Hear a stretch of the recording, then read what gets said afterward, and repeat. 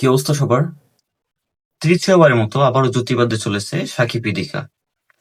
মেহেদী হাসান হৃদয় এবং শাকিব খানের আপকামিং রোজার ঈদের প্রজেক্ট, সেই প্রজেক্টে শাকিব খানের বিপরীতে আবারও দেখা যেতে পারে ইদিকা পালকে। অর্থাৎ এই রুমারটা যদি সত্যি হয় তাহলে তৃতীয়বারের মতো জুটি বাঁধতে চলেছে ইদিকা পাল এবং শাকিব খান।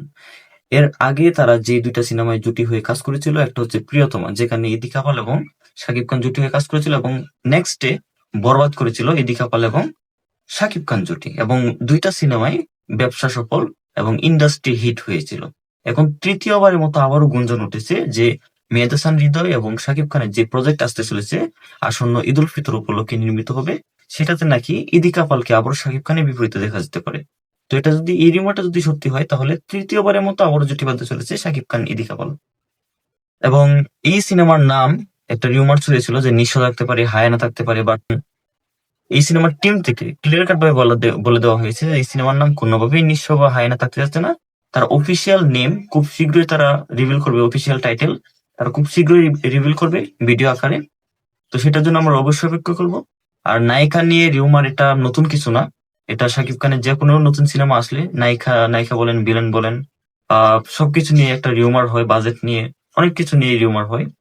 তো আমার যেটা ওপিনিয়ন সেটা হচ্ছে তৃতীয়বারের মতো আর আমি ইদিকা পাল এবং শাকিব খানকে চাচ্ছি না। কারণটা হচ্ছে, এর আগে আমরা দুইটা সিনেমায় তাকে দেখেছি, আমরা নতুন কিছু চাই, নতুন কিছু এক্সপেরিমেন্ট করুক। আর মেহেদী হাসান হৃদয়ের দ্বারা সেটা অবশ্যই সম্ভব। আর মেহেদী হাসান হৃদয় যে লক্ষ্য নিয়ে সামনে এগোচ্ছে, আমরা বরবাদে তার প্রমাণ পেয়েছি তার ভীষণটা ঠিক কি। এখন সামনে যে গল্প নিয়ে আসতেছে, অ্যাকশন ধর্মী, রোমান্স, তারপর রিভেঞ্জ ধর্মী যে গল্পটা, আমরা খুব করে আশাবাদী যে নতুন কিছু হতে চলেছে। শাকিব খান 14ই আগস্টে দেশে ফিরতেছে।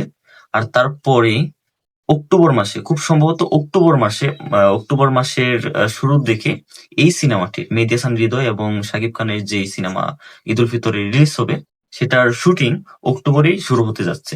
আর নায়িকা নিয়ে যে গুঞ্জনটা, ইদিকা পাল থাকতে চলেছে, এরকমটা রিউমার রিউমার হিসেবে থাকবে আশা করি। আমরা খুব করে আশাবাদী যে ইদিকা পাল নয়, নতুন কাউকে আমরা শাকিব খানের পাশে দেখতে চলেছি। খুব শীঘ্রই এই সিনেমার টাইটেল বলেন, তারপর যেই আর্টিস্ট গুলি সেগুলির নাম রিভিল করবে আস্তে আস্তে। রিয়েল এনার্জি প্রোডাকশনের সাথে আসতেছে এই সিনেমাটি। তো দেখা যাক শেষ পর্যন্ত রিউমার কত দূর পর্যন্ত গিয়ে গড়ায়। আপনারা শাকিব খানের পাশে এই সিনেমায় কাকে দেখতে চাচ্ছেন অবশ্যই কমেন্ট বক্সে বলে দেবেন। Bye bye.